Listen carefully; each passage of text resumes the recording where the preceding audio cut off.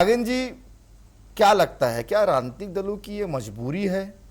या फिर इसके पीछे कुछ और है कि कई मामले ऐसे आते हैं जिसमें सीधा तार जो है अपराध से नेताओं का जुड़े रहता है, चाहे हम कोई भी पार्टी की बात करें, लेकिन उस पर ठोस कार्रवाई क्यों नहीं होती पार्टी की तरफ से? देखिए पांडे जी, समय काल परिस्थितियां बदलती गई और सीधे सीधे असर अब ये हो गया कि राजनीति और अपराधीकरण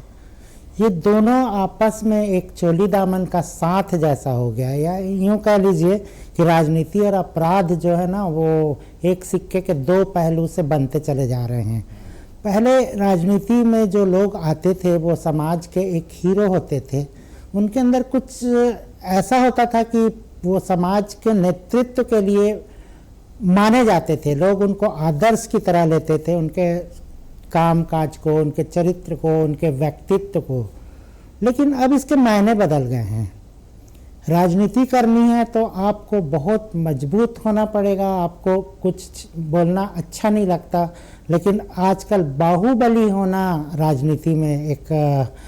सिंबल सा बन गया है, एक मजबूत राजनेता का।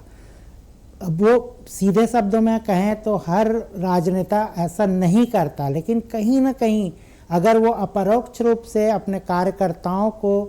संरक्षण देता है या ऐसे तत्वों को संरक्षण देता है जो उसके लिए काम करते हैं और उनके अपराधों को एक तरीके से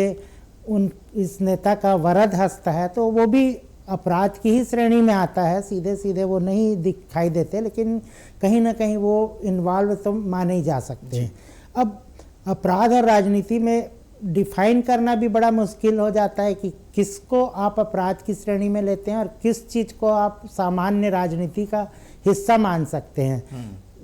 अब कुछ अपराध आपने जब गिनाए चार में से, उसमें से कुछ तो बिल्कुल ही अपराध हैं जो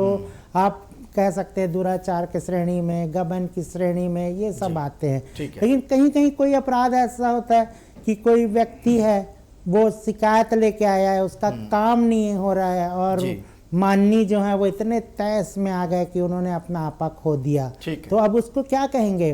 वो जिनके सामने उन्होंने ये किया वो तो कहेंगे अरे बहुत अच्छा सिस्टम है भैया, आप